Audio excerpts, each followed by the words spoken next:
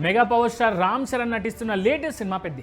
ఉపేన director Buchi Babu Sana తెరకెక్కిస్తున్న ఈ village post డ్రామాపై భారీ అంచనాలు అయితే ఉన్నాయి.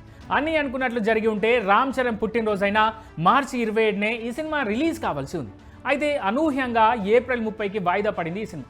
అయితే ఇప్పుడు ఈ తేదీ కూడా పెద్ది రిలీజ్ కావడం కష్టమేనని ప్రచారం జరుగుతోంది. రీసెంట్గా ఒక సినిమా ఈవెంట్లో నిర్మాత ఎస్కేన్ కూడా జూన్ 26న పెద్ది వస్తుందనేసరికి మెగా అభిమానులు కంగారు పడ్డారు. తర్వాత తనకు తెలియకుండానే చెప్పేశానని ఎస్కేన్ క్లారిటీ ఇచ్చినప్పటికీ జరగాల్సిన నష్టం జరిగిపోయింది.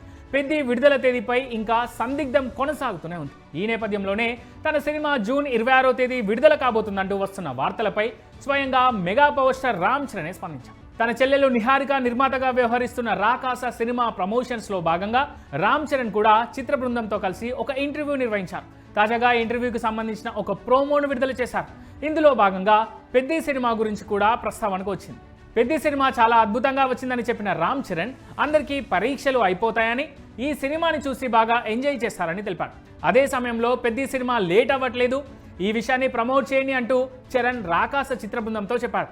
దీంతో మెగా అభిమానులు కన్ఫ్యూజన్ నుంచి బయటపడి పెద్ది కోసం ఇప్పటి నుంచే ఎదురు చూస్తున్నారు.